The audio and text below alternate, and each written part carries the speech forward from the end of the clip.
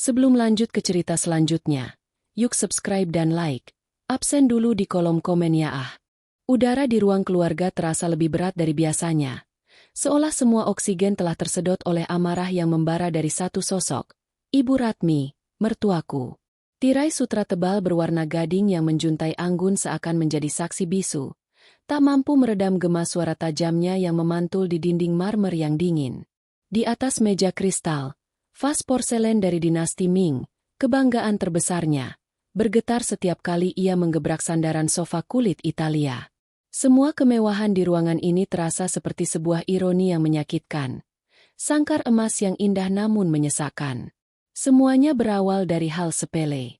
Sebuah saran dariku pagi tadi saat sarapan, agar kami mencoba beralih ke merek bahan pokok yang lebih terjangkau untuk mengelola pengeluaran bulanan. Bagiku, itu adalah langkah logis dan bijaksana. Bagi Ibu Ratmi, itu adalah sebuah penghinaan. Sebuah pernyataan bahwa aku, menantu dari keluarga biasa, mencoba menyeret standar hidup keluarga terpandangnya ke level rendahan yang setara dengan asal-usulku. Kau pikir kau siapa? Hah? Berani-beraninya kau mengatur keuangan keluarga ini. Suara Ibu Ratmi melengking, memecah keheningan sore yang seharusnya tenang. Jari telunjuknya yang dihiasi cincin berlian besar menuding lurus ke wajahku. Dasar perempuan miskin. Sudah untung kau kuizinkan tinggal di rumah ini, makan makanan enak, memakai pakaian bagus. Seharusnya kau tahu diri. Aku hanya berdiri diam di tengah ruangan. Punggungku lurus, tanganku terkepal di sisi tubuh. Gaun rumah sederhana yang kukenakan terasa seperti kostum yang salah di panggung sandiwara ini. Selama 5 tahun pernikahanku dengan Bima, putranya, rentetan kalimat seperti ini sudah menjadi santapan sehari-hari. Hinaan tentang latar belakang keluargaku, tuduhan bahwa aku hanya mengincar harta, cemoohan setiap kali aku mencoba memberikan pendapat. Biasanya, aku akan menunduk, menggumamkan kata maaf, dan menelan semua kepahitan itu demi menjaga kedamaian. Tapi hari ini, sesuatu dalam diriku terasa berbeda. Ada yang patah. Atau mungkin, ada yang akhirnya mengeras menjadi baja. Aku melirik Bima, suamiku, yang berdiri mematung di dekat jendela. Pria yang seharusnya menjadi pelindungku, pembelaku. Ia tampak tersiksa. Wajahnya pucat dan matanya menghindari tatapanku.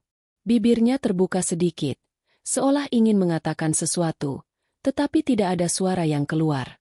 Ia terjebak, seperti biasa, di antara ibunya yang dominan dan istrinya yang tertindas. Dan seperti biasa, ia memilih untuk menjadi penonton yang pengecut. Kelemahannya adalah belati lain yang menusuk hatiku, lebih dalam dari semua hinaan yang dilontarkan ibunya. Lihat! Teriak Ibu Ratmi lagi. Kemarahannya semakin menjadi-jadi karena kebisuan kami. Anakku sendiri jadi pendiam karena pengaruh burukmu.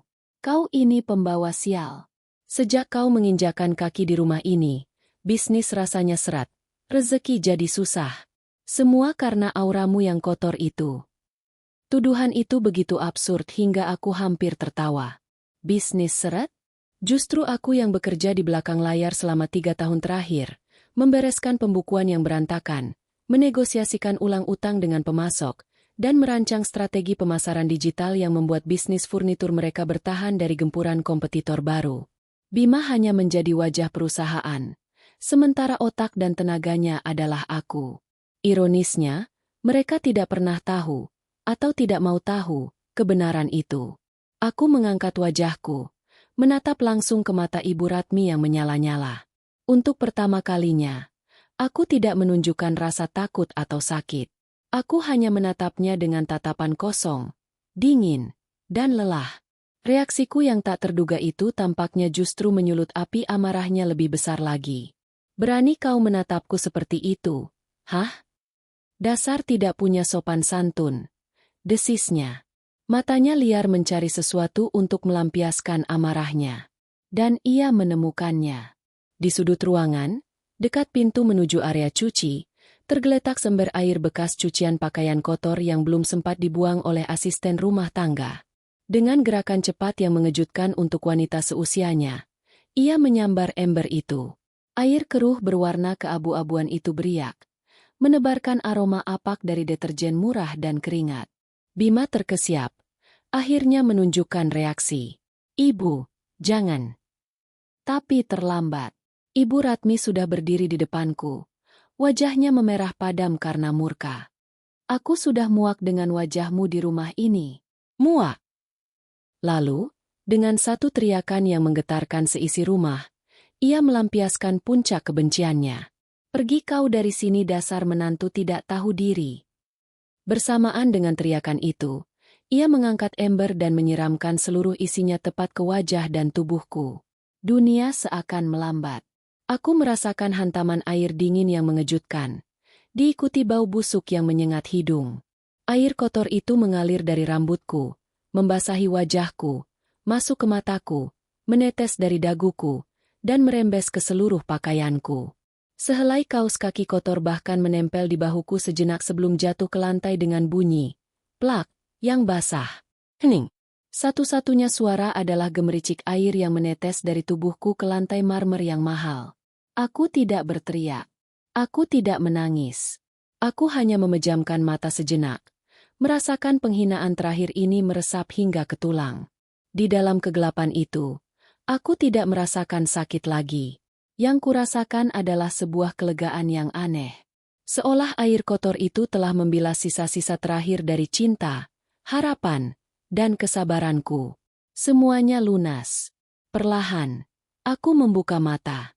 Aku menatap Ibu Ratmi yang terengah-engah dengan dada naik turun. Bibirnya menyunggingkan senyum kemenangan yang keji. Lalu aku menatap Bima. Wajahnya menunjukkan horor dan penyesalan, tapi tubuhnya tetap terpaku di tempat. Dia tidak bergerak seinci pun untuk menolongku. Ini adalah akhirnya. Dengan gerakan yang tenang dan disengaja, aku mengangkat tanganku dan mengusap wajahku yang basah, menyingkirkan kotoran dan air mata yang tak sempat jatuh. Aku tidak peduli dengan penampilanku yang menyedihkan. Tanpa mengucapkan sepatah kata pun, aku berbalik. Aku berjalan melewati Bima, tidak sedikit pun menoleh padanya.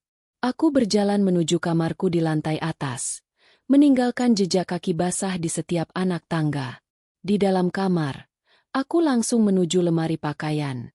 Di bagian paling belakang, tersembunyi di balik gaun-gaun lama, ada sebuah tas jinjing yang sudah kusiapkan sejak 6 bulan lalu. Isinya semua yang kubutuhkan, beberapa helai pakaian, laptop, dokumen-dokumen penting, dan seluruh tabungan rahasiaku. Dengan tas di tangan, aku berjalan kembali ke bawah.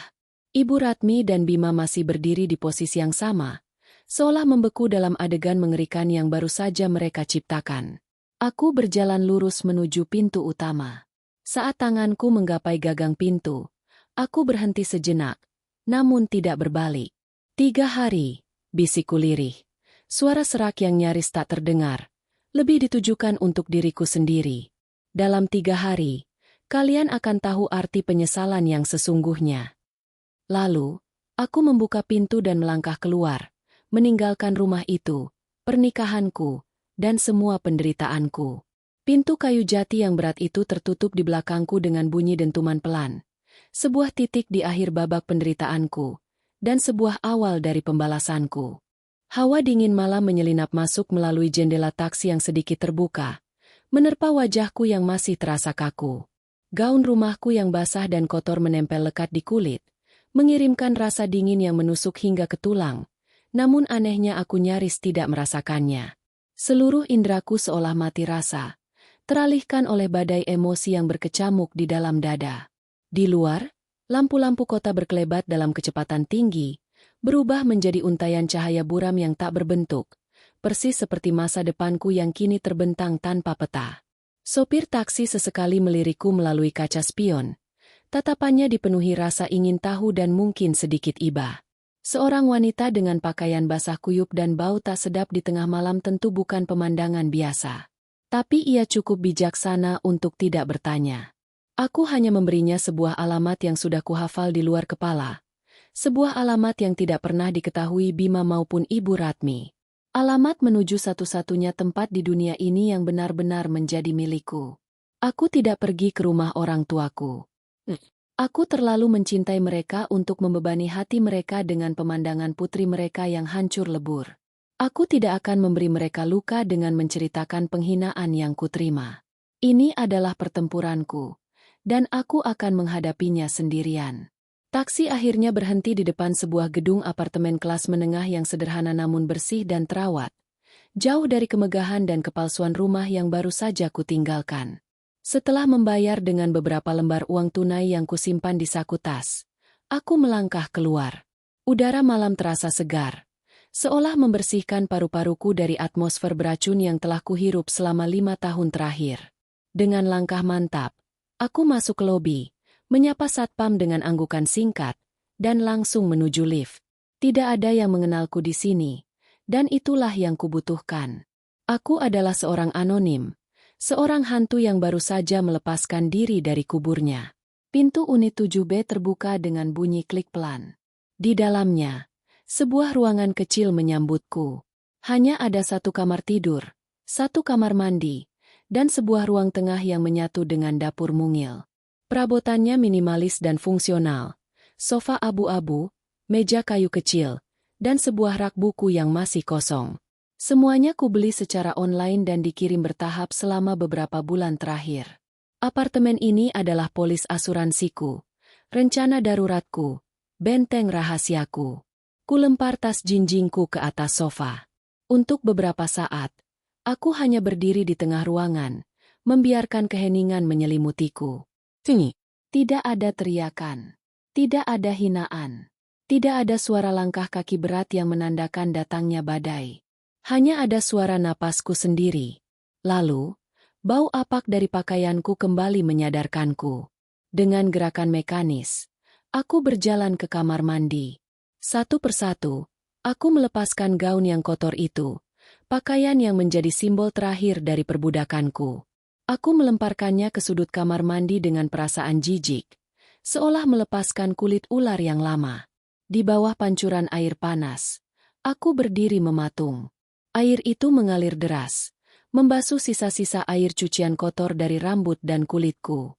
Aku menggosok tubuhku kuat-kuat, bukan hanya untuk membersihkan kotoran fisik, tetapi untuk menghapus setiap jejak sentuhan, setiap kata-kata berbisa, setiap kenangan pahit dari rumah itu. Aku ingin semua itu larut dan mengalir ke lubang pembuangan, selamanya. Setelah hampir setengah jam, aku akhirnya melangkah keluar. Tubuhku memerah karena panas dan gesekan. Aku membungkus diriku dengan handuk putih bersih yang terasa lembut di kulit. Saat aku menatap cermin yang berembun, aku melihat bayanganku sendiri.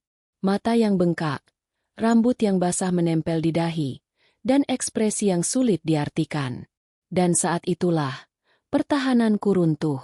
Bukan isak tangis yang keras, melainkan air mata yang mengalir tanpa suara. Tetes demi tetes jatuh membasahi handuk. Aku tidak menangisi hinaan Ibu Ratmi. Aku tidak menangisi Bima yang lemah. Aku menangisi diriku sendiri. Aku menangisi Arina yang naif, yang pernah percaya bahwa cinta dan kesabaran bisa meluluhkan hati yang sekeras batu.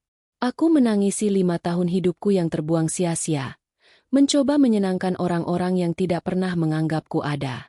Tangisan itu adalah sebuah prosesi pemakaman. Pemakaman untuk istri yang patuh, menantu yang penurut, dan wanita yang rela mengorbankan harga dirinya demi ilusi sebuah keluarga. Malam itu, di kesendirian apartemenku yang sunyi, aku membiarkan diriku berduka. Namun, di balik setiap tetes air mata, ada benih kelegaan yang mulai tumbuh. Aku bebas.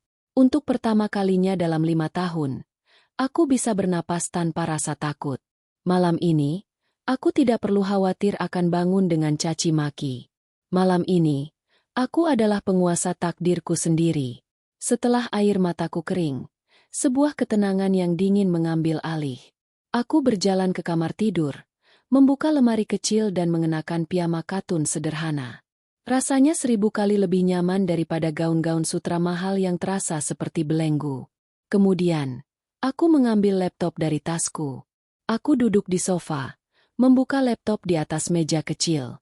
Cahaya dari layar menerangi wajahku yang pucat namun kini dipenuhi tekad. Jariku menari di atas keyboard dengan lincah, membuka folder-folder yang terenkripsi. Di sanalah senjataku tersimpan. Laporan keuangan, salinan akta jual beli, perjanjian investasi dengan materai, bukti transfer bank, dan puluhan dokumen lain yang menjadi bukti bahwa aku adalah tulang punggung sesungguhnya dari kerajaan bisnis mereka. Semua tersusun rapi. Semua siap digunakan. Setelah memeriksa semuanya sekali lagi, aku meraih ponselku. Jantungku berdebar kencang, bukan karena takut, tapi karena adrenalin. Ini adalah momen penentuan. Momen di mana aku berhenti menjadi korban dan mulai menjadi pemain utama. Aku menekan sebuah nomor di panggilan cepat. Panggilan itu tersambung setelah 2 kali dering. "Selamat malam, Pak Tirtayasa." Sapaku. Suaraku terdengar lebih mantap dan dingin dari yang kuduga. "Malam, Bu Arina. Saya sudah menunggu kabar dari Anda." Jawab suara berat di seberang sana. "Pak Tirtayasa, pengacara handal yang telah kupercaya untuk menyusun semua strategi ini." Aku menarik napas dalam-dalam, menatap keluar jendela ke arah gemerlap lampu kota yang tak pernah tidur. "Sudah waktunya, Pak," kataku dengan tegas. "Jalankan rencananya. Semuanya. Kirim surat pemberitahuan itu besok pagi. Blokir semua akses rekening bersama. Tarik semua aset atas nama saya dari jaminan perusahaan." Hening sejenak di seberang sana, sebelum Pak Tirtayasa menjawab dengan nada profesional yang menenangkan. "Baik, Bu Arina. Semuanya akan saya laksanakan sesuai instruksi. Papan catur sudah siap. Besok, kita akan memulai langkah pertama." "Terima kasih, Pak." Aku menutup telepon. Semuanya telah dimulai. Roda pembalasan telah berputar. Aku meletakkan laptop dan ponselku, lalu berjalan ke jendela. Dari lantai 7, aku bisa melihat kehidupan kota yang sibuk di bawah sana. Mereka semua tidak tahu bahwa di atas sini, seorang wanita yang baru saja disiram air cucian kotor kini memegang kendali atas nasib sebuah keluarga kaya raya. Aku tersenyum tipis. Senyum pertama yang tulus setelah sekian lama. Ini bukan lagi tentang balas dendam. Ini tentang mengambil kembali apa yang menjadi hakku. Mengambil kembali hidupku, kehormatanku, dan kekuatanku. Malam pertama kebebasanku baru saja dimulai. Dan bagi keluarga Bima, ini adalah awal dari mimpi buruk terpanjang dalam hidup mereka. Sinar matahari pagi menembus celah gorden tebal di kamar utama, memandikan ruangan dengan cahaya keemasan yang hangat. Bagi Ibu Ratmi, cahaya itu terasa seperti sorotan kemenangan. Ia terbangun dengan perasaan puas yang belum pernah ia rasakan sebelumnya. Rumah itu terasa lebih lapang, lebih ringan, seolah udara beracun yang selama ini menyesakkan dadanya akhirnya sirna bersamaan dengan perginya Arina. Ia menyenandungkan lagu keroncong lawas sambil memilih gamis sutra terbaiknya, bersiap untuk merayakan hari pembebasannya. Di meja makan, aroma kopi gayo yang pekat dan nasi goreng spesial buatan Embok Sum, asisten rumah tangga mereka, menyambutnya. Bima sudah duduk di sana, namun wajahnya tampak kuyu. Lingkaran hitam di bawah matanya menunjukkan ia tidak tidur nyenyak. Ia hanya mengaduk-aduk nasi goreng di piringnya tanpa selera. "Pagi, Bima," sapa Ibu Ratmi dengan nada riang, menarik kursi di seberangnya. "Lihat, kan? Tanpa perempuan pembawa sial itu, pagi hari pun terasa lebih cerah. Rumah ini akhirnya kembali menjadi milik kita." Bima hanya bergumam pelan, tidak mengangkat wajahnya. Bayangan Arina yang basah kuyup, dengan tatapan kosong yang menghantui, terus berkelebat di benaknya.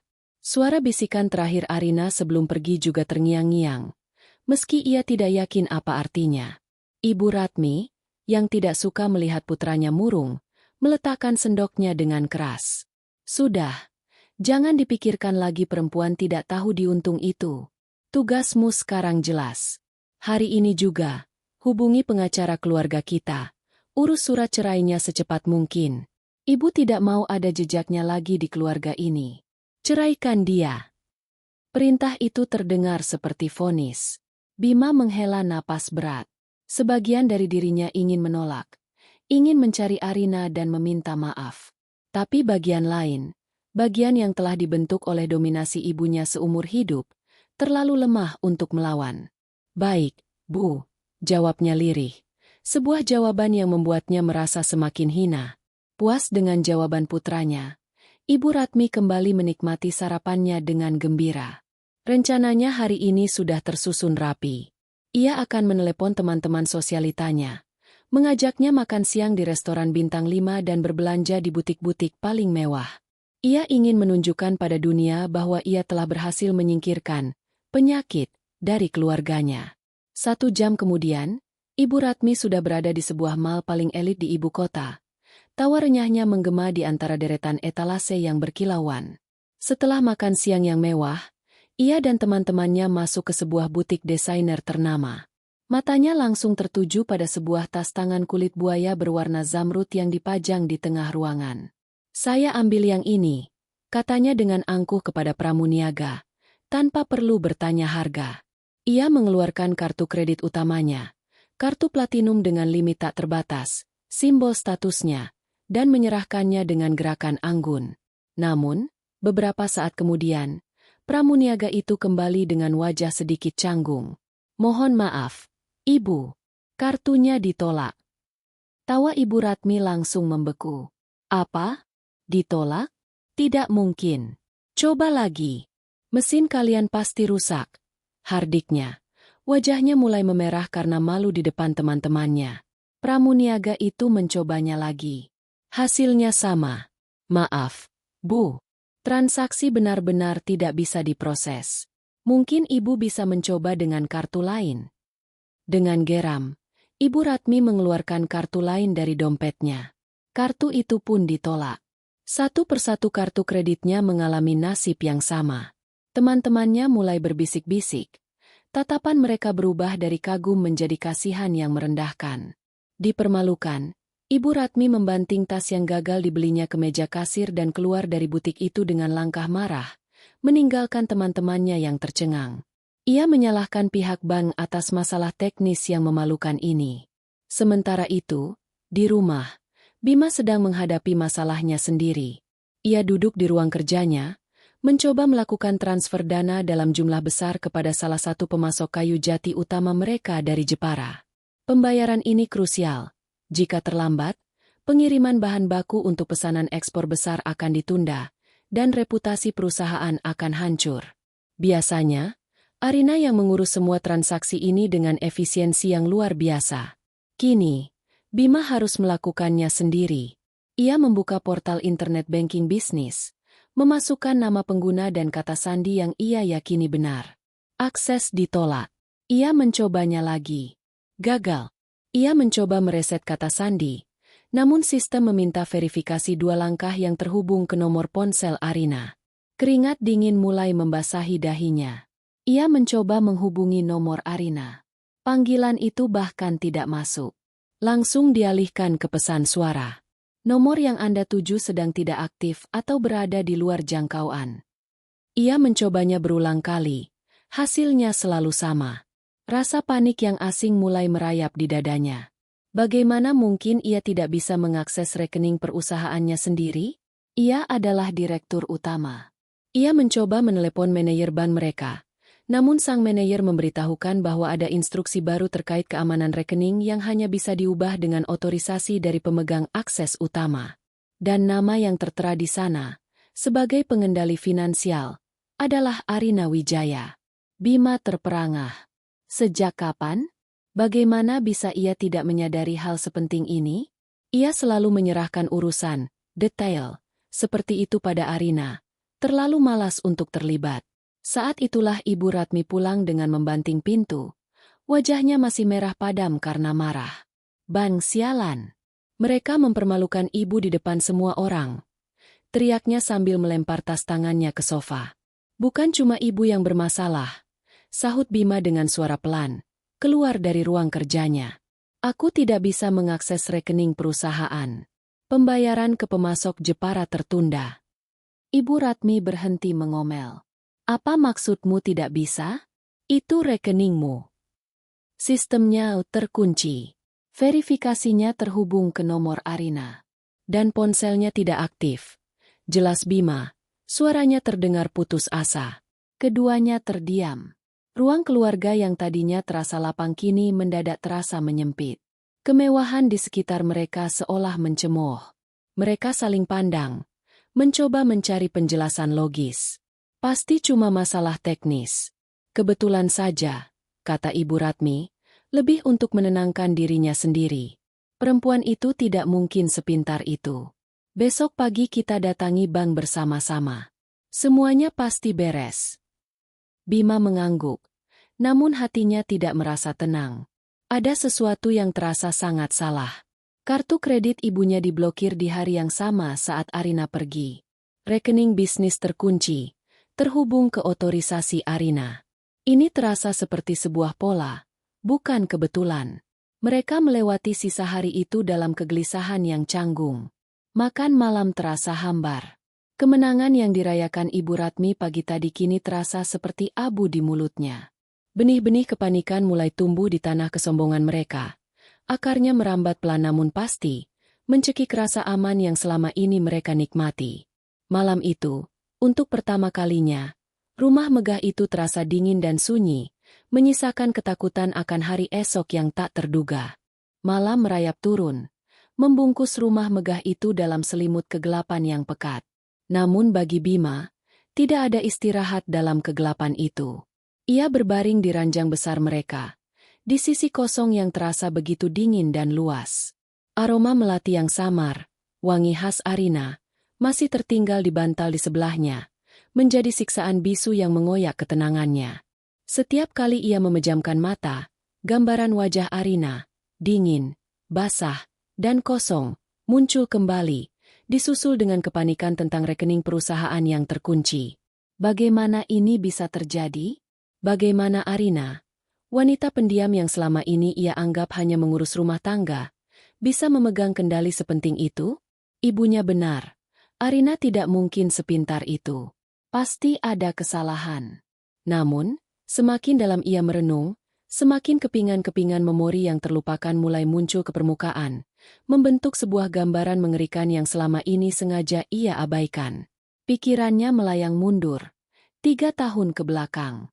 Saat itu, Ratmi Kencana Mebel, warisan bisnis dari kakeknya, berada di ambang jurang kebangkrutan.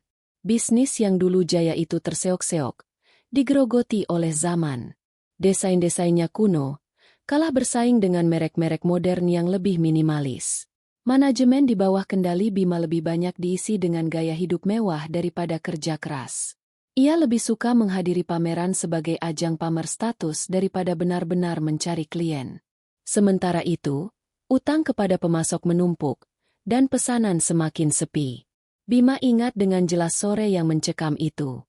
Ia dan ibunya duduk di ruang kerja yang sama, namun dengan suasana yang jauh berbeda. Di atas meja mahoni yang mengkilap, bukan tumpukan pesanan yang ada, melainkan setumpuk surat tagihan dengan cap merah, ancaman penyitaan aset, tunggakan cicilan bank, dan keluhan dari para pengrajin yang gajinya tertunda. Bagaimana ini, Bima? Suara Ibu Ratmi saat itu tidak segarang biasanya, melainkan bergetar karena panik. Bank menelepon lagi. Jika kita tidak membayar cicilan bulan ini, mereka akan menyita pabrik. Habislah kita. Bima hanya bisa memijat pelipisnya. Ia sudah mencoba segala cara, memohon perpanjangan waktu, mencari pinjaman baru, namun tidak ada yang berhasil. Reputasi mereka sudah terlanjur buruk. Ia merasa seperti kapten kapal yang sedang tenggelam, tak berdaya melihat air memenuhi setiap sudut kapalnya. Di tengah keputusasaan itulah, Arina masuk ke ruang kerja. Ia membawakan teh hangat seperti biasa. Gerakannya tenang dan tidak terpengaruh oleh atmosfer tegang di ruangan itu. Selama ini, ia hanya diam mengamati, tidak pernah ikut campur dalam urusan bisnis, sesuai dengan keinginan mertuanya. Ada apa? Tanyanya pelan, meletakkan cangkir di depan Bima. Kau tidak perlu tahu. Ini urusan laki-laki. Sentak Ibu Ratmi, melampiaskan frustrasinya. Namun, Arina tidak beranjak. Ia menatap tumpukan surat di meja, lalu menatap suaminya. Aku tahu bisnis sedang sulit, katanya dengan suara datar. Aku sudah melihat laporannya. Bima dan ibunya terkejut. Laporan apa? Siapa yang memberimu izin menyentuh dokumen perusahaan? Tidak ada. Tapi angka tidak bisa berbohong, Mas. Dan angka-angka di pembukuan kita selama setahun terakhir ini berteriak minta tolong. Jawab Arina. Berapa yang kita butuhkan untuk menutupi semua utang dan mendapatkan modal kerja baru? Pertanyaan itu begitu lugas dan tajam, membuat Bima tergagap. Ibu Ratmi tertawa sinis. Memangnya kenapa kalau kau tahu? Kau mau membantu dengan uang belanja yang diberikan anakku? Jangan bercanda. Arina menarik napas dalam-dalam. Ayahku, katanya pelan, meninggalkan warisan untukku. Sebidang tanah di pinggir kota yang baru saja laku terjual. Keheningan seketika menyelimuti ruangan. Bima tahu ayah Arina adalah seorang pegawai negeri yang sederhana. Warisan? Mungkin tidak seberapa. Uang recehanmu mau dipakai untuk apa? Membayar tagihan listrik. Cibir Ibu Ratmi lagi. Arina mengabaikan cibirian itu. Ia mengeluarkan selembar cek dari saku daster sederhananya dan meletakkannya di atas meja. Jumlahnya cukup untuk membeli pabrik ini 2 kali lipat. Mata Bima dan Ibu Ratmi terbelalak menatap deretan angka 0 pada cek itu. Jumlahnya begitu besar. Di luar bayangan terliar mereka. Uang yang bisa menyelamatkan mereka. Bahkan membuat mereka lebih kaya dari sebelumnya. Seketika, sikap Ibu Ratmi berubah 180 derajat. Ia meraih tangan Arina. Sesuatu yang belum pernah ia lakukan sebelumnya. Arina, sayang menantuku yang baik hati. Ibu tahu kau memang anak baik. Tentu saja kami akan menerima bantuanmu. Tapi Arina menarik tangannya dengan lembut. Ini bukan bantuan, Bu. Ini adalah investasi. Saat itulah segalanya berubah. Arina, yang selama ini mereka anggap polos, menunjukkan sisi lain dirinya yang tidak pernah mereka duga. Dengan tenang, ia menguraikan syarat-syaratnya. Pertama, katanya, saya akan mengambil alih manajemen keuangan dan strategi. Saya yang akan bernegosiasi dengan bank dan pemasok. Saya yang akan merancang ulang model bisnis kita. Mas Bima tetap menjadi direktur utama, wajah perusahaan. Saya akan bekerja di belakang layar. Bima merasa egonya sedikit terluka, namun rasa lega karena terbebas dari masalah jauh lebih besar. Ibu Ratmi mengangguk cepat. Matanya masih terpaku pada cek di meja.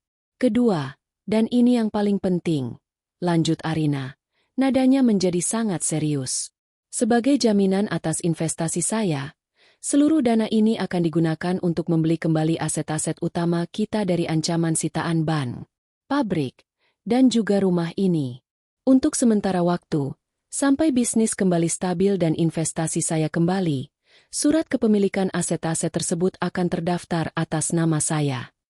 Bima mengerutkan kening. Maksudmu, rumah ini akan menjadi milikmu? Hanya sebagai jaminan hukum, Mas. Praktik bisnis yang wajar untuk melindungi investor. Jelas Arina dengan sabar. Tentu saja ini rumah kita bersama. Begitu perusahaan sehat, kita bisa mengalihkan kepemilikannya kembali. Anggap saja ini formalitas untuk pihak bank. Terbuai oleh jumlah uang yang fantastis dan penjelasan Arina yang terdengar logis, Bima dan Ibu Ratmi setuju tanpa berpikir panjang. Mereka buta oleh kepanikan dan keserakahan. Mereka menandatangani semua dokumen yang disiapkan pengacara Arina, menganggapnya sebagai formalitas belaka. Mereka tidak pernah benar-benar membaca detail klausul yang memberikan Arina kekuasaan mutlak atas aset tersebut jika terjadi prestasi dalam kesepakatan personal mereka. Dan Arina memegang janjinya. Dalam 3 tahun, ia bekerja tanpa lelah. Malam hari, saat semua orang tertidur, ia belajar tentang e-commerce. Siang hari, ia diam-diam bertemu dengan desainer interior muda untuk menciptakan lini produk baru. Ia membangun kembali hubungan dengan para pengrajin, memastikan mereka dibayar tepat waktu. Perlahan tapi pasti, Ratmi Kencana Mebel bangkit dari kuburnya, bahkan lebih berjaya dari sebelumnya. Dan mereka? Mereka hanya menikmati hasilnya. Ibu Ratmi semakin sering pamer. Bima semakin nyaman dengan posisinya sebagai bos besar yang tak perlu repot. Mereka lupa Mereka lupa bahwa fondasi istana mereka sekarang dibangun di atas tanah milik Arina. Kembali di masa kini, Bima tersentak dari lamunannya. Keringat dingin membasahi seluruh tubuhnya. Jantungnya berdebar begitu kencang seolah akan meledak. Itu bukan masalah teknis. Itu bukan kebetulan. Semua ini adalah sebuah rencana. Kartu kredit yang terhubung ke rekening perusahaan. Akses perbankan yang dikendalikan olehnya. Aset yang secara hukum adalah miliknya. Arina telah memegang semua kartu as sejak lama.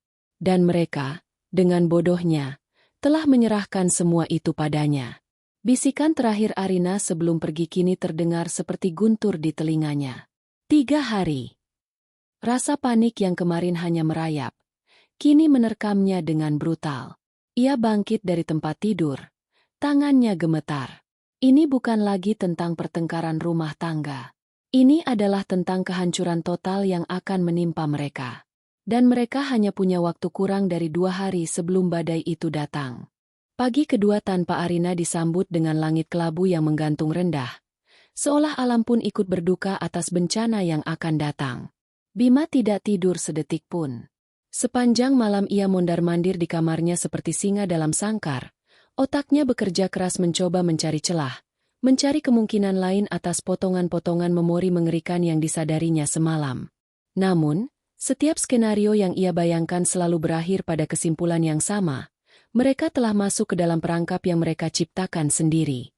Dengan langkah gontai dan mata memerah, ia keluar dari kamar.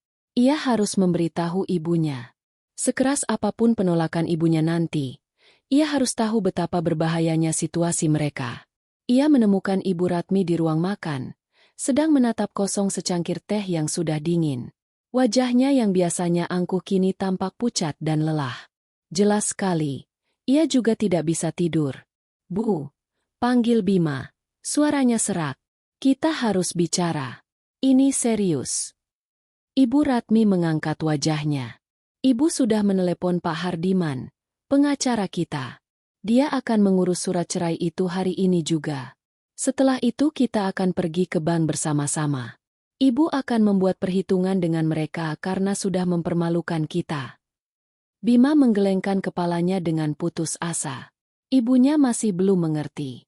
"Bukan itu masalahnya, Bu. Ini bukan soal bank atau masalah teknis. Ini soal Arina." Ia kemudian menceritakan semuanya. Tentang sore yang menentukan 3 tahun lalu, tentang cek warisan, tentang perjanjian investasi, dan yang paling fatal, tentang surat kepemilikan rumah dan pabrik yang kini berada di bawah nama Arina. Ia menceritakannya dengan detail yang menyakitkan. Setiap kata terasa seperti menelan serpihan kaca. Ibu Ratmi mendengarkan dengan ekspresi yang berubah dari tidak percaya, menjadi marah, lalu perlahan-lahan menjadi ngeri. "Tidak mungkin," desisnya, tangannya mencengkeram tepi meja. "Dia tidak mungkin secerdik itu. Itu hanya jaminan. Formalitas. Dia tidak akan berani." "Berani, Bu?" balas Bima. Suaranya meninggi karena frustrasi. "Setelah apa yang ibu lakukan padanya? Setelah ibu menyiramnya dengan air kotor dan mengusirnya? Menurut ibu dia masih punya alasan untuk berbaik hati pada kita." Sebelum Ibu Ratmi sempat menjawab, bel pintu berbunyi.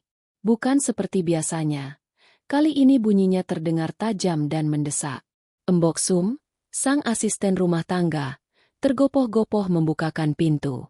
Beberapa saat kemudian, ia kembali dengan membawa sebuah map coklat tebal di tangannya. "Ada kurir, Tuan, Nyonya." Katanya surat penting harus diterima langsung. Lapornya sambil menyerahkan map itu kepada Bima. Jantung Bima serasa berhenti berdetak. Di sudut kanan atas map itu, tertera logo sebuah firma hukum yang tidak ia kenali. Tirtayasa Partners Law Firm. Di bawahnya, tertulis dengan jelas nama penerimanya, Bapak Bima Prakoso dan Ibu Ratmi Prakoso. Dengan tangan yang gemetar hebat, ia merobek segelnya. Ibu Ratmi berdiri di sampingnya. Napasnya tertahan. Di dalam map itu, ada beberapa lembar dokumen yang dicetak di atas kertas tebal berkualitas tinggi. Surat itu dingin, resmi, dan tanpa ampun. Bima membaca paragraf pertama dengan suara terbata-bata. Dengan hormat, berdasarkan surat kuasa yang diberikan oleh klien kami, Saudari Arina Wijaya, dengan ini kami memberitahukan bahwa klien kami secara resmi menarik kembali seluruh aset dan dana investasi pribadi miliknya dari perusahaan PT Ratmi Kencana Mebel. Napas Ibu Ratmi tercekat. Bima melanjutkan. Matanya bergerak liar menelusuri kalimat-kalimat berikutnya yang terasa seperti hukuman mati. Penarikan aset ini mencakup, namun tidak terbatas pada, 2 properti utama yang terdaftar atas nama klien kami, 1 unit bangunan pabrik di kawasan industri Cikarang dan 1 unit rumah tinggal di Jalan Kencana nomor 1. Tidak, pekik Ibu Ratmi. Ia merebut kertas itu dari tangan Bima. Matanya membelalak. Membaca ulang kalimat itu berkali-kali seolah berharap huruf-huruf itu akan berubah. Rumah yang menjadi singgasana kebanggaannya. Pabrik yang menjadi sumber kekayaannya. Semuanya bukan lagi miliknya. Saat itulah ponsel Bima yang tergeletak di meja berdering keras, memecah keheningan yang mencekam. Di layar tertera nama, Pak Wibowo, manajer bank. Dengan perasaan yang sudah hancur lebur, Bima menekan tombol jawab dan mengaktifkan loudspeaker. Selamat pagi, Pak Bima. Sapa suara di seberang, nadanya dingin dan formal. Sangat berbeda dari biasanya yang ramah. Pak pagi, Pak Wibowo. Jawab Bima. Suaranya nyaris tak terdengar. Langsung saja ke intinya. Pak Bima, kami baru saja menerima pemberitahuan resmi dari pihak kuasa hukum Ibu Arina Wijaya. Beliau telah menarik aset-aset yang selama ini menjadi agunan utama untuk fasilitas pinjaman modal kerja perusahaan Anda.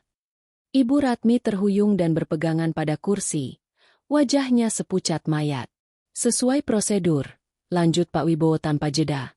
Dengan ditariknya agunan tersebut, status pinjaman Anda menjadi berisiko tinggi. Oleh karena itu, dengan sangat menyesal, pihak bank terpaksa membatalkan fasilitas pinjaman Anda dan menyatakan seluruh sisa pinjaman jatuh tempo seketika. Anda memiliki waktu 24 jam untuk melunasi seluruh sisa pokok pinjaman beserta bunganya. Dunia Bima serasa runtuh. Jumlah pinjaman itu sangat besar. Mustahil dilunasi dalam waktu singkat tanpa menjual aset. Dan aset mereka sudah bukan milik mereka lagi. 24 jam. Bisik Bima ngeri. Tapi, bagaimana mungkin? Kami butuh waktu. Tidak ada waktu, Pak Bima. Jika pembayaran penuh tidak kami terima besok siang, kami akan segera memulai proses likuidasi terhadap sisa aset perusahaan yang masih tercatat atas nama PT Ratmi Kencana Mebel untuk menutupi kerugian kami. Selamat pagi. Panggilan itu ditutup. Klik. Hening. Suara dentuman keras memecah kesunyian. Ibu Ratmi ambruk ke lantai. Pingsan. Seluruh kesombongan dan keangkuhannya luruh dalam sekejap. Digantikan oleh kehampaan dan teror mutlak. Bima hanya bisa menatap ibunya yang tergeletak tak berdaya. Lalu beralih menatap surat di tangannya. Semuanya terjadi begitu cepat, begitu sistematis, dan begitu menghancurkan. Ini bukan lagi sekadar masalah. Ini adalah badai. Badai yang telah diperingatkan Arina. 3 hari. Hari ini adalah hari kedua. Badai itu telah datang. Dan mereka berada tepat di pusatnya. Tanpa tempat untuk berlindung. Bau minyak kayu putih yang menyengat memenuhi udara saat Bima dengan panik menepuk-nepuk pipi ibunya. Bu, bangun, Bu. Serunya. Suaranya bergetar. Embok Sum datang tergopoh-gopoh membawa segelas air hangat. Wajahnya pias melihat majikannya tergeletak tak berdaya di lantai marmer yang dingin. Surat dari pengacara Arina tergeletak di samping tubuh Ibu Ratmi. Selembar kertas yang terasa lebih berat dari batu nisan. Perlahan, kelopak mata Ibu Ratmi bergetar dan terbuka. Untuk sesaat, tatapannya kosong, mencoba mengenali langit-langit ruang makan yang familiar. Namun kemudian, ingatan itu menghantamnya seperti gelombang pasang, surat penyitaan, telepon dari bank, ancaman kehancuran total. Wajahnya yang pucat kini dipenuhi teror murni. Ia bangkit duduk dengan susah payah, dibantu oleh Bima. Arina. Desisnya, suaranya serak dan lemah. Kita harus menemukan perempuan itu. Sekarang. Tak ada lagi jejak kesombongan dalam nadanya. Yang tersisa hanyalah kepanikan yang meluap-luap. Ia menatap Bima dengan mata liar. Ini semua salahmu, hardiknya tiba-tiba. Tenaganya seolah kembali hanya untuk menyalahkan. Kenapa kau begitu bodoh? Kenapa kau biarkan dia memegang semuanya? Suami macam apa kau ini yang tidak tahu apa-apa tentang bisnismu sendiri? Biasanya, Bima akan menunduk dan menerima omelan itu. Tapi tidak hari ini. Sesuatu di dalam dirinya telah patah. Salahku? Balasnya dengan suara rendah yang berbahaya. Siapa yang membuat Arina tidak punya pilihan selain melindungi dirinya sendiri? Siapa yang memperlakukannya seperti keset selama bertahun-tahun? Siapa yang menyiram wajahnya dengan air kotor dan mengusirnya seperti anjing? Ibu yang memulai perang ini. Ibu Ratmi terkesiap. Tak percaya putranya berani membantahnya. Tapi ia tidak punya waktu untuk berdebat. Ancaman 24 jam dari ban terasa seperti bom waktu yang terus berdetak di kepala mereka. Cukup, bentak Ibu Ratmi sambil berdiri sempoyongan. Cari dia. Telepon dia. Bima meraih ponselnya dengan tangan gemetar dan menekan nomor Arina. Hasilnya sama seperti kemarin. Panggilan langsung dialihkan ke kotak suara. Ia mencobanya lagi dan lagi. Seolah berharap keajaiban akan terjadi. Namun yang terdengar hanyalah nada monoton yang menandakan penolakan. Diblokir. Katanya putus asa. Nomorku diblokir. Teman-temannya.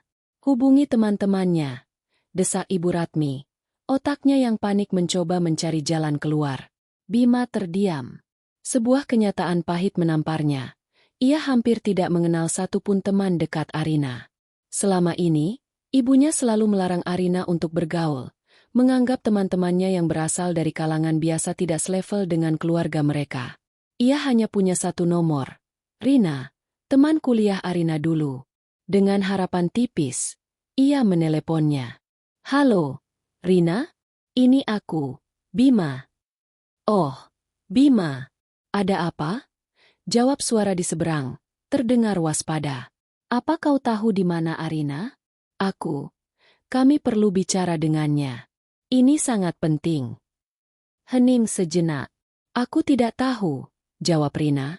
Nadanya terdengar terlalu datar untuk bisa dipercaya.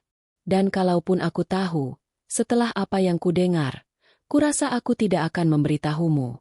Arina berhak mendapatkan ketenangannya. Panggilan itu ditutup. Harapan terakhir mereka pupus. Hanya ada satu tempat tersisa yang harus mereka datangi. Sebuah tempat yang membuat perut Bima terasa mulas dan harga diri Ibu Ratmi hancur berkeping-keping. Rumah orang tua Arina. Perjalanan ke sana terasa seperti perjalanan menuju tiang gantungan. Rumah sederhana di pinggir kota itu tampak begitu tenang. Sangat kontras dengan kekacauan di hati mereka. Bunga-bunga bugenvil yang terawat rapi di halaman kecil seolah mengejek kemewahan palsu di rumah mereka. Ayah Arina, Pak Burhan, yang membukakan pintu. Pria pensiunan guru itu menatap mereka dengan tatapan tenang yang sulit diartikan. Tidak ada keterkejutan di wajahnya. Bima, Bu Ratmi, silakan masuk. Katanya dengan nada sopan namun dingin. Mereka duduk di kursi kayu sederhana di ruang tamu yang bersih. Ibu Arina, Bu Lastri, keluar dari dapur membawa teh. Senyumnya tipis dan penuh formalitas. Tanpa basa-basi, Ibu Ratmi langsung menembak. Di mana Arina? Kami harus bertemu dengannya. Ada masalah keluarga yang sangat mendesak. Pak Burhan menatap Ibu Ratmi lekat-lekat, membuat wanita itu merasa tidak nyaman. Arina tidak ada di sini, Bu Ratmi. Jawabnya dengan suara yang dalam dan berwibawa. Dan sejujurnya, kami juga tidak tahu di mana dia sekarang. Bohong, sembur Ibu Ratmi, kehilangan kendali. Kalian pasti menyembunyikannya. Suruh dia keluar. Jaga bicaramu, Bu, sela Bu Lastri. Senyumnya kini lenyap, digantikan oleh tatapan membela seorang ibu. Kami membesarkan putri kami untuk menjadi wanita yang jujur dan bertanggung jawab. Jika dia memilih untuk tidak memberitahu kami di mana dia, itu karena dia punya alasan yang sangat kuat. Pak Burhan menghela napas. Dengar, Bima, Bu Ratmi, katanya, kini fokus pada Bima. Kami tidak tahu detail masalah kalian. Tapi kami tahu putri kami. Arina adalah wanita yang sabar, bahkan terlalu sabar. Jika dia sampai mengambil langkah sejauh ini, pasti karena batas kesabarannya sudah habis terkikis. Mungkin, daripada mencarinya, lebih baik kalian bercermin dan mencari tahu apa kesalahan yang telah kalian perbuat hingga membuatnya pergi. Kata-kata itu menampar mereka lebih keras dari apapun. Mereka diusir secara halus. Kunjungan itu adalah jalan buntu yang memalukan.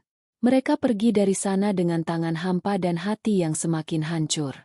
Di dalam mobil dalam perjalanan pulang, keheningan yang mencekam pecah menjadi pertengkaran paling hebat yang pernah terjadi di antara ibu dan anak itu. Ini semua karena kesombongan ibu. Selalu merendahkan Arina dan keluarganya. Sekarang lihat, kita yang harus mengemis pada mereka. Teriak Bima sambil memukul setir. Jadi kau menyalahkan ibumu sekarang, balas Ibu Ratmi. Suaranya melengking. Kalau saja kau bisa menjadi suami yang tegas dan bukan anak mama yang penurut, semua ini tidak akan terjadi. Kau yang membiarkan dia mengambil alih segalanya. Mereka saling melontarkan kata-kata paling menyakitkan, menggali semua kesalahan dan kekecewaan yang terpendam selama bertahun-tahun. Mobil mewah itu terasa sesak oleh racun kebencian dan penyesalan. Saat mereka tiba kembali di rumah, hari sudah beranjak sore. Rumah megah itu kini terasa seperti museum kosong, monumen dari kehidupan yang akan segera hilang. Mereka masuk dan duduk di ruang keluarga dalam keheningan yang kalah. Tidak ada lagi yang bisa dikatakan. Semua jalan telah tertutup. Semua usaha telah sia-sia. Mereka adalah dua orang terdampar di sebuah pulau mewah yang akan segera ditelan ombak. Batas waktu 24 jam dari bank terasa semakin dekat. Malam kedua akan segera tiba, membawa kegelapan yang jauh lebih pekat dan menakutkan daripada malam sebelumnya. Malam kedua berlalu seperti siksaan panjang tanpa akhir. Bima dan Ibu Ratmi tidak tidur, hanya duduk di ruang keluarga yang gelap, diterangi oleh secercah cahaya bulan yang menyelinap masuk melalui jendela besar. Kemewahan di sekeliling mereka kini terasa seperti ejekan. Sofa empuk, lukisan mahal, dan guci antik seolah menertawakan dua manusia yang telah kehilangan segalanya bahkan sebelum semuanya benar-benar dirampas. Batas waktu dari bank akan habis siang ini. Pukul 12 siang. Setiap detik yang berlalu terdengar seperti dentuman lonceng kematian bagi nasib mereka. Pagi harinya, saat keputusasaan sudah mencapai titik terendah, ponsel Bima berdering. Bukan nada dering biasa, melainkan bunyi notifikasi email. Dengan tangan yang sudah terlalu lelah untuk gemetar, ia membukanya. Jantungnya berdebar kencang saat melihat nama pengirimnya. Sekretariat Tirtayasa O Partners Law Firm. Email itu singkat, dingin, dan profesional. Isinya adalah sebuah undangan, atau lebih tepatnya, sebuah panggilan, untuk bertemu. Dengan hormat, menindaklanjuti surat kami sebelumnya, klien kami, Ibu Arina Wijaya, bersedia untuk bertemu dengan Bapak Bima Prakoso dan Ibu Ratmi Prakoso untuk mendiskusikan penyelesaian masalah aset. Pertemuan akan diadakan pada hari tanggal Jumat, 12 Oktober. Waktu, pukul 10 WIB. Tempat, Cafe Elysian, lantai lobi, Grand Mahardika Hotel. Mohon kehadirannya tepat waktu. Atas perhatiannya, kami ucapkan terima kasih. Bima membaca email itu berulang kali. Secercah harapan yang rapuh mulai menyala di dalam dadanya yang sesak. Arina mau bertemu. Itu artinya masih ada kesempatan.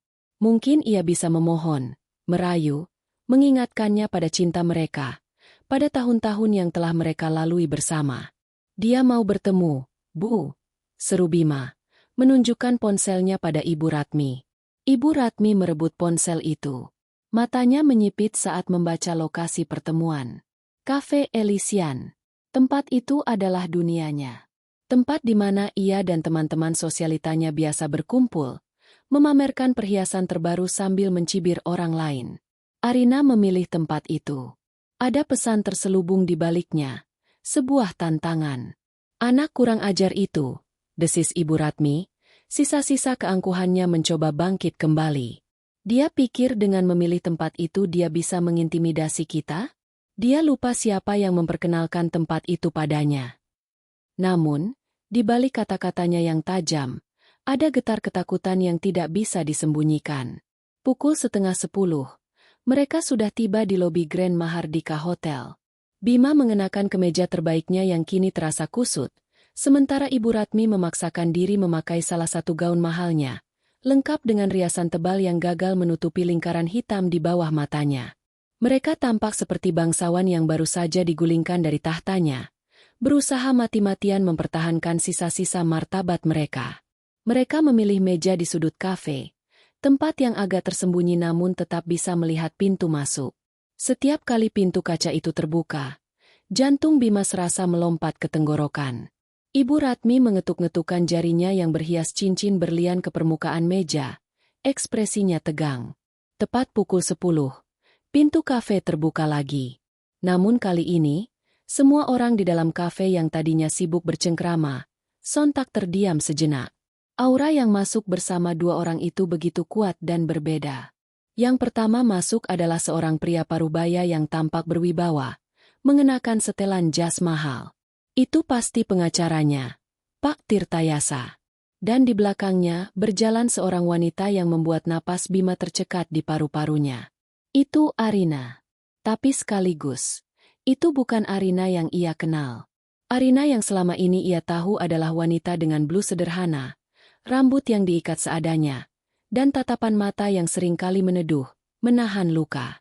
Wanita yang berdiri di ambang pintu kafe Elysian hari ini adalah sosok yang sama sekali berbeda. Ia mengenakan setelan blazer berwarna biru tua yang dipotong dengan presisi sempurna, menonjolkan siluet tubuhnya yang ramping namun tegas. Rambutnya yang panjang dan hitam legam kini ditata dalam gelombang lembut yang jatuh anggun di bahunya. Riasan di wajahnya tipis namun flawless, menonjolkan tulang pipinya yang tinggi dan bibirnya yang dipoles warna nude yang elegan. Namun, yang paling menghancurkan pertahanan Bima adalah matanya. Tatapan Arina tidak lagi meneduh. Matanya lurus ke depan, tajam, dingin, dan penuh perhitungan.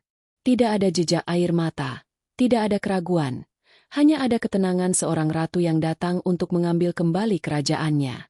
Bima serasa melihat orang asing. Di mana wanita yang dulu menangis dalam pelukannya karena ucapan tajam ibunya? Di mana istri yang selalu menyiapkan sarapan untuknya dengan senyum sabar? Wanita di hadapannya ini adalah seorang CEO, seorang jenderal yang siap berperang.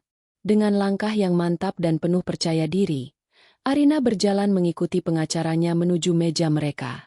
Setiap pasang mata di kafe itu mengikutinya, terpesona oleh auranya.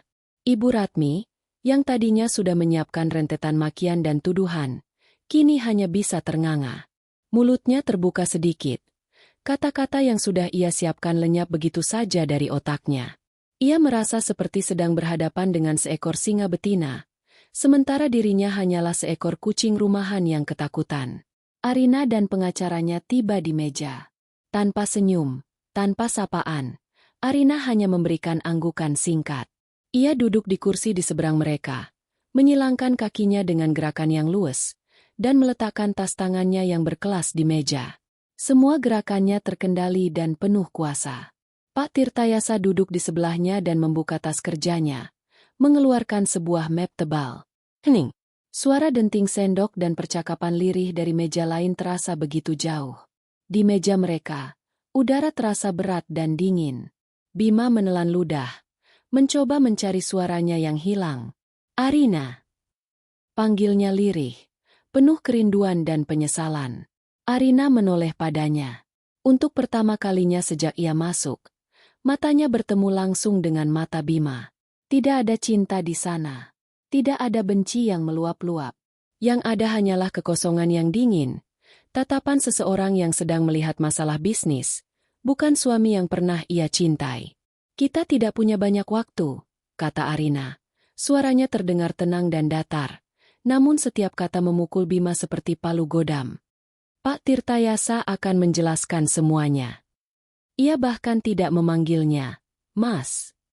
Panggilan akrab itu telah mati, terkubur bersama cinta dan kesabarannya 3 hari yang lalu. Ibu Ratmi akhirnya menemukan suaranya, meski hanya berupa bisikan gemetar. Kau tega melakukan ini pada kami, Arina. Arina menoleh pada mertuanya. Tatapannya kini berubah, sedikit lebih tajam, mengingatkan Ibu Ratmi pada dinginnya air cucian kotor yang pernah ia siramkan. Tega. Arina tersenyum tipis, sebuah senyuman yang tidak mencapai matanya. Saya hanya sedang membersihkan apa yang menjadi hak saya, Bu. Bukankah begitu? Pak Tirtayasa berdeham, menarik perhatian mereka semua. Baik, mari kita mulai, katanya sambil membuka map di hadapannya. Pertemuan yang dingin itu telah dimulai. Bima dan Ibu Ratmi duduk diam seperti terdakwa yang menunggu vonis mereka dibacakan, di hadapan seorang hakim yang tak kenal ampun, yang tak lain adalah wanita yang telah mereka hancurkan. Pak Tirtayasa berdeham pelan. Sebuah suara kecil yang terdengar seperti gema di tengah keheningan yang pekat di meja itu. Ia membuka map tebal di hadapannya dengan gerakan yang efisien dan tanpa emosi. Di dalamnya, tersusun rapi lembaran-lembaran dokumen, angka-angka, dan pasal-pasal hukum yang akan menjadi senjata pemungkas Arina. Baik, Bapak Bima, Ibu Ratmi. Mulainya. Suaranya tenang namun membawa bobot otoritas yang tak terbantahkan. Tujuan pertemuan ini adalah untuk menyampaikan secara resmi posisi hukum dan tuntutan dari klien saya, Ibu Arina Wijaya, terkait penarikan investasi pribadinya dari CV Prakoso Jaya Furnitur. Bima menelan ludah. CV Prakoso Jaya Furnitur. Nama itu terdengar asing di telinga ibunya, yang lebih suka menyebutnya bisnis keluarga Prakoso, seolah-olah itu adalah warisan turun-temurun. Kenyataannya, itu adalah sebuah entitas bisnis yang rapuh, yang diselamatkan dari jurang kebangkrutan. Investasi? Sela Ibu Ratmi dengan nada sinis, mencoba mengumpulkan kembali keberaniannya. Menantu macam apa yang menyebut nafkah dari suami sebagai investasi? Semua yang dia miliki berasal dari putraku. Pak Tirtayasa tidak terpengaruh. Ia hanya mengangkat sebelah alisnya dan mendorong selembar dokumen melintasi meja.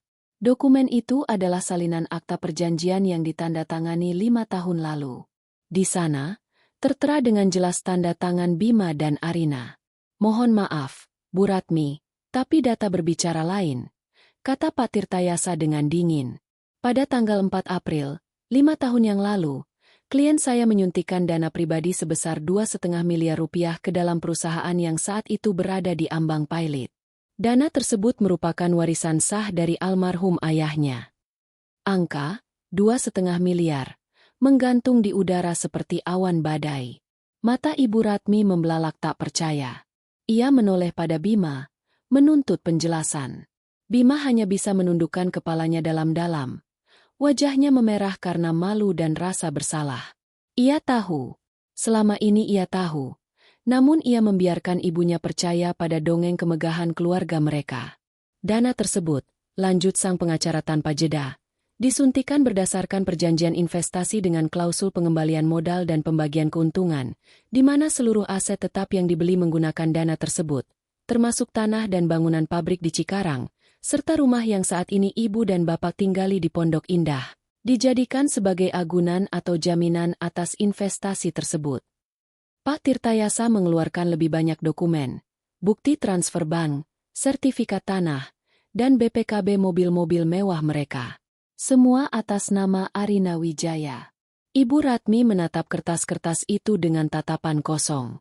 Dunianya, yang ia kira dibangun di atas fondasi kemuliaan nama Prakoso, ternyata hanyalah sebuah rumah kartu yang didirikan di atas uang menantunya yang paling ia benci. Berdasarkan perhitungan akuntan kami, Pak Tirtayasa melanjutkan, mencapai puncak presentasinya. Nilai investasi awal klien saya, ditambah dengan akumulasi keuntungan yang belum pernah diambil selama 5 tahun dan bunga keterlambatan sesuai perjanjian. Totalnya saat ini mencapai 8.750 juta rupiah. Gelas di tangan Ibu Ratmi bergetar hebat sebelum akhirnya jatuh dari genggamannya.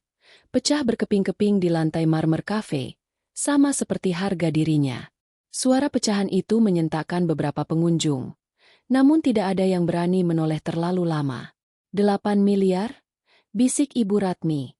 Napasnya tersengal. Angka itu tidak masuk akal. Itu adalah jumlah yang mustahil. Mengingat pelanggaran perjanjian yang terjadi, yaitu pengusiran investor utama dari rumah yang menjadi bagian dari agunan. Klien saya menuntut haknya, tegas Pak Tirtayasa. Ibu Arina memberikan 2 pilihan. Hanya 2. Ia mengangkat jari telunjuknya. Pilihan pertama, Bapak Bima dan Ibu Ratmi melunasi seluruh kewajiban sebesar 8.750 juta rupiah secara tunai, selambat-lambatnya 7 hari kerja dari hari ini. Bima tertawa getir. 7 hari? Bahkan jika ia diberi waktu 7 tahun, ia tidak akan pernah bisa mengumpulkan uang sebanyak itu. Semua aset mereka terikat, dan rekening bank mereka kini mungkin hanya berisi beberapa juta rupiah saja. Dan pilihan kedua? Tanya Bima dengan suara pasrah. Pak Tirtayasa menatap lurus ke arah mereka. Matanya tak menunjukkan belas kasihan sedikitpun. Jika pilihan pertama tidak dapat dipenuhi, maka klien saya akan mengeksekusi haknya sesuai perjanjian. Kami akan mengambil alih seluruh aset yang menjadi agunan. Itu artinya, rumah, pabrik, seluruh mesin produksi, sisa inventaris, dan 3 mobil mewah yang terdaftar akan disita secara sah untuk menutupi kerugian investasi. Tim kami akan mulai bekerja minggu depan. Inilah vonisnya. Kematian total bagi keluarga Prakoso. Ibu Ratmi akhirnya pecah. Topeng keangkuhannya hancur total, memperlihatkan wajah seorang wanita tua yang putus asa dan ketakutan. Tidak, kau tidak bisa melakukan ini, jeritnya. Suaranya melengking dan menarik perhatian seluruh kafe. Ini perampokan. Arina, ini aku, ibumu, ibu mertuamu. Kau tega. Ia bangkit dari kursinya, berjalan sempoyongan memutari meja, dan sebelum ada yang bisa mencegah, ia menjatuhkan dirinya di lantai, mencoba meraih kaki Arina. Arina, ibu mohon, nak jangan ambil semuanya. Maafkan ibu. Ibu salah. Ibu hilaf. Air mata membanjiri wajahnya yang penuh riasan, menciptakan alur-alur hitam yang mengerikan. Ia menangis, meratap, bersujud di hadapan menantu yang pernah ia hina Dina. Pemandangan itu begitu menyedihkan. Sebuah drama kejatuhan yang disaksikan oleh para sosialita yang pernah menjadi penonton setianya. Namun Arina tetap diam. Ia hanya menatap wanita yang bersimpuh di kakinya itu dengan tatapan yang tak bisa dibaca. Ia tidak bergerak untuk membantunya berdiri. Ia tidak mengucapkan sepatah kata pun untuk menenangkannya. Setelah tangisan Ibu Ratmi mereda menjadi isakan yang menyayat hati, Arina akhirnya angkat bicara. Suaranya pelan, nyaris seperti bisikan, namun terdengar jelas di tengah keheningan. Dulu, katanya. Matanya menatap lurus ke mata Ibu Ratmi yang basah. Ibu menyiram wajah saya dengan air cucian kotor di depan suami saya. Ibu mengusir saya tanpa sehelai benang pun yang menjadi milik saya. Arina mencondongkan tubuhnya sedikit ke depan. Sekarang, saya hanya mengambil kembali apa yang menjadi hak saya. Anggap saja ini air bersih untuk mencuci kehormatan saya yang pernah Ibu injak-injak. Kata-kata itu, diucapkan dengan ketenangan yang membekukan, adalah pukulan terakhir yang menghancurkan sisa-sisa harapan Ibu Ratmi. Ia tersungkur lemas di lantai. Arina menarik napas panjang, lalu berdiri. Ia merapikan blazernya. Gerakannya anggun dan mantap. Ia bahkan tidak melirik Bima, yang duduk membatu seperti patung. Wajahnya pucat pasi. Tugas kita di sini sudah selesai, Pak Tirtayasa, kata Arina kepada pengacaranya. Tanpa menoleh ke belakang, ia berjalan meninggalkan meja itu, meninggalkan Bima yang hancur dan Ibu Ratmi yang terisak di lantai. Ia berjalan keluar dari kafe itu dengan kepala tegak, meninggalkan reruntuhan kehidupan mereka di belakangnya. Langkah kaki Arina yang menjauh dari meja itu terdengar seperti lonceng gereja yang mengiringi prosesi pemakaman. Setiap ketukan sepatunya di lantai marmer adalah paku yang menancap di peti mati keluarga Prakoso. Bima duduk membeku. Dunianya runtuh dalam gerakan lambat. Ia melihat punggung tegap istrinya, wanita yang sama yang dulu selalu berjalan sedikit di belakangnya, kini berjalan jauh di depannya, menuju masa depan di mana tidak ada tempat untuknya. Di lantai, ibunya masih terisak. Suara tangisannya yang tadi melengking kini berubah menjadi rintihan putus asa. Sebuah ratapan seorang ratu yang telah kehilangan mahkota, tahta, dan kerajaannya dalam sekejap mata. Bisik-bisik dari meja sekitar mulai terdengar lebih jelas, seperti dengungan lebah yang mengganggu. Tatapan mereka terasa seperti jarum, menusuk sisa-sisa harga diri Bima yang telah compang-camping. Tiba-tiba, sesuatu di dalam diri Bima tersentak. Bukan karena tatapan orang lain. Bukan karena isakan ibunya. Bukan pula karena bayangan kemiskinan yang membentang di depan mata. Itu adalah pemandangan pintu kaca kafe yang tertutup di belakang Arina. Pintu itu terasa seperti gerbang penjara yang baru saja dibanting, menguncinya di dalam neraka penyesalannya. Sebuah kesadaran yang brutal menghantamnya. Ini bukan tentang uang. Ini tidak pernah tentang uang. Ini tentang Arina. Wanita yang telah ia korbankan cintanya demi kepatuhan buta pada ibunya. Wanita yang tawa renyahnya pernah menjadi musik terindah di rumah mereka. Wanita yang kesabarannya ia anggap sebagai kelemahan. Padahal itu adalah pilar yang menopang seluruh kehidupannya. Arina. Nama itu lolos dari bibirnya dalam sebuah seruan serak. Tanpa berpikir, ia mendorong kursinya ke belakang dengan kasar, menimbulkan bunyi derit yang memekakan telinga. Ia melompati kaki ibunya yang masih bersimpuh, mengabaikan panggilannya yang lirih. Bima, jangan tinggalkan ibu. Ia berlari. Ia berlari sekuat tenaga melintasi kafe yang mewah itu, mendorong pelayan yang menghalangi jalannya, tak peduli pada tatapan kaget dan cemoohan yang mengikutinya. Pikirannya kosong dari segalanya kecuali satu tujuan, menghentikan mobil itu, menghentikan waktu, memutar kembali jarum jam ke 3 hari yang lalu, ke 5 tahun yang lalu, ke hari di mana ia berjanji di hadapan Tuhan untuk selalu melindunginya. Janji yang telah ia ingkari dengan begitu pengecut. Ia berhasil keluar dari lobi hotel tepat pada waktunya. Di bawah kanopi Porte Cochere yang megah, ia melihat Arina. Pak Tirtayasa sedang membukakan pintu sebuah sedan hitam mengkilap untuknya. "Arina, tunggu!" teriak Bima. Suaranya pecah oleh napas yang tersengal. Arina berhenti. Tangannya membeku di gagang pintu. Ia menoleh perlahan. Angin sore meniup lembut beberapa helai rambutnya, membingkai wajahnya yang tenang namun tak bisa ditembus. Tidak ada keterkejutan di matanya, seolah ia sudah menduga Bima akan menyusulnya. Bima terhuyung-huyung mendekat, berhenti beberapa langkah di depannya. Ia mencoba mengatur napasnya, mencoba merangkai kata-kata yang berhamburan di otaknya. Aku minta maaf," ucapnya. Kata-kata itu terasa begitu kecil dan tidak cukup. Bukan soal uangnya. Bukan soal rumah atau pabrik. Aku tidak peduli dengan semua itu. Ia menatap lurus ke dalam mata Arina, memohon agar wanita itu melihat ketulusan di balik kepanikannya. Ini tentang kita. Tentang aku. Aku minta maaf karena aku pengecut. Aku suami yang gagal.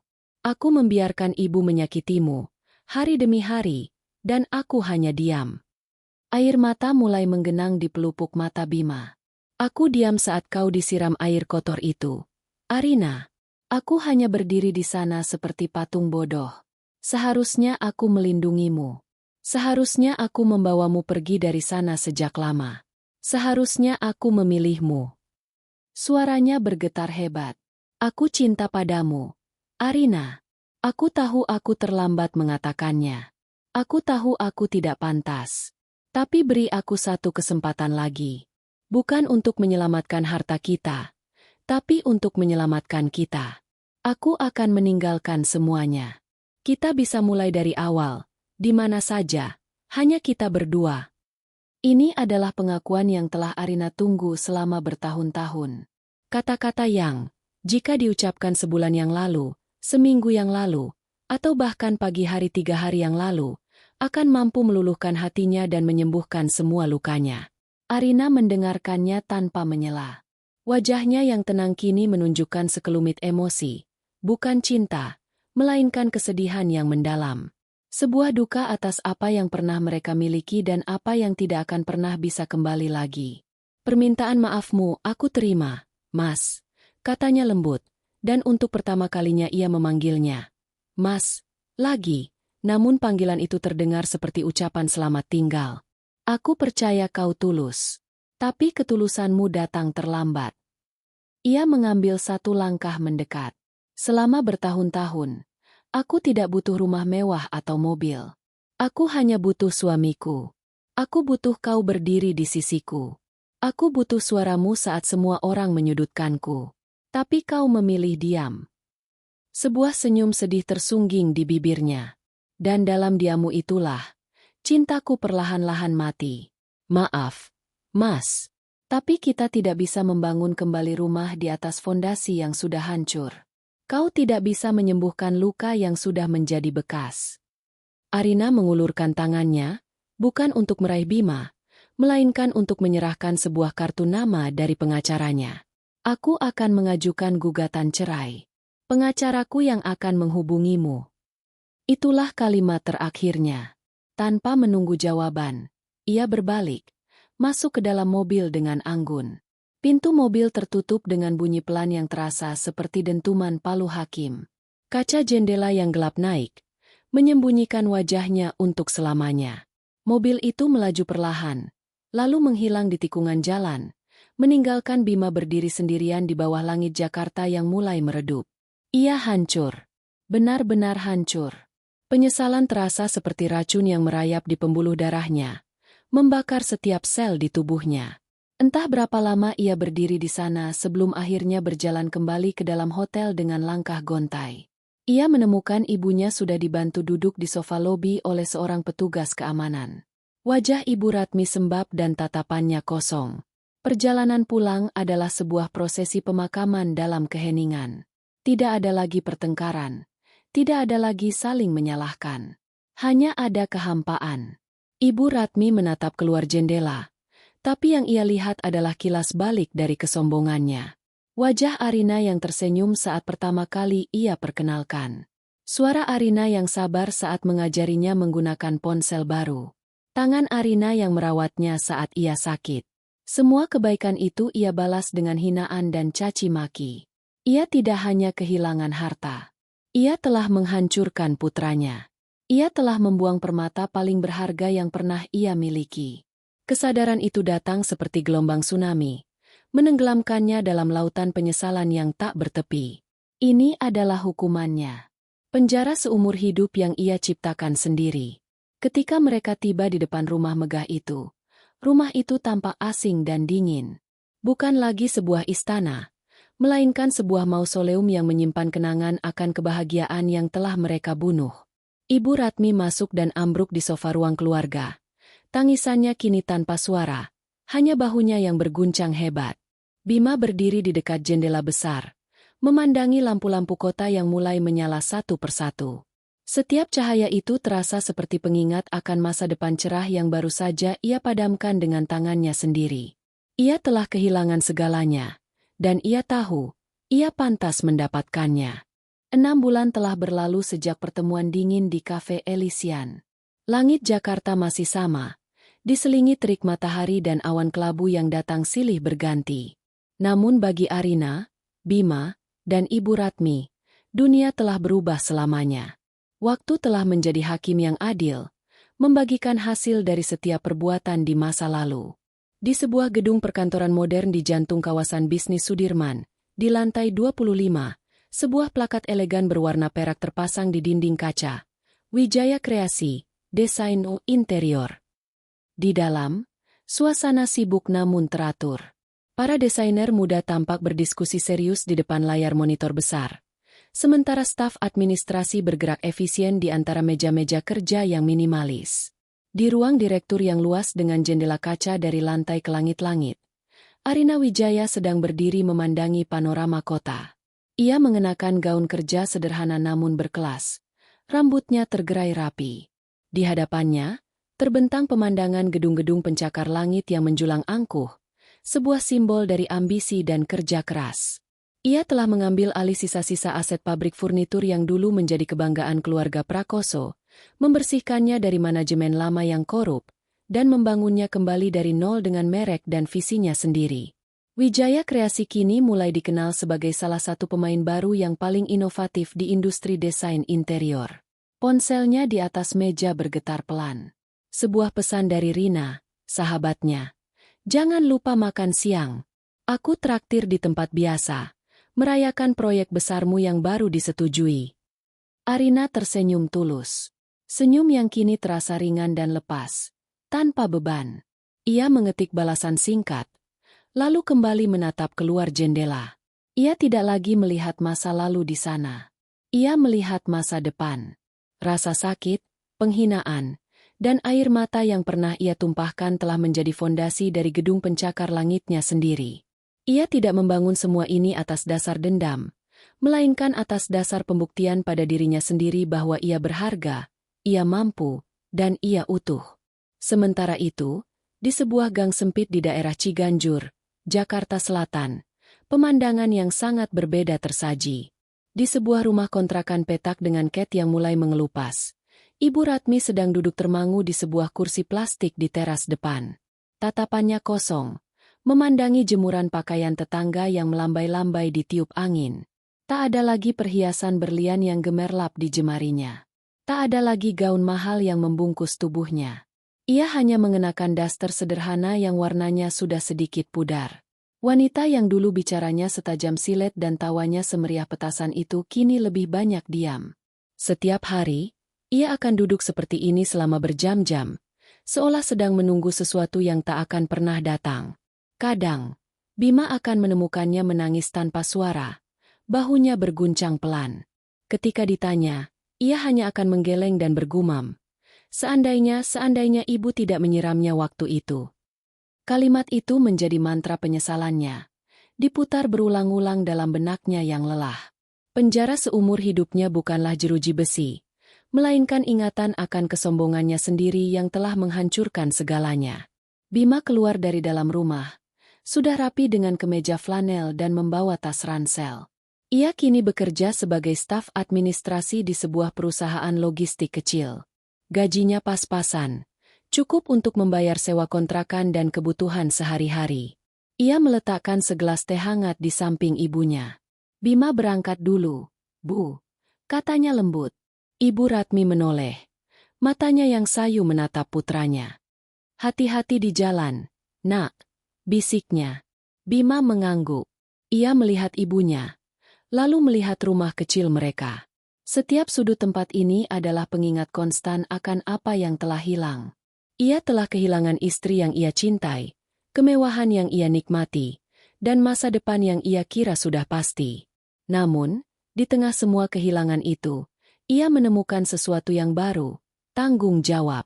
Ia merawat ibunya yang rapuh, bekerja keras tanpa mengeluh, dan mencoba menebus dosanya dengan menjadi putra yang lebih baik, meskipun sudah sangat terlambat.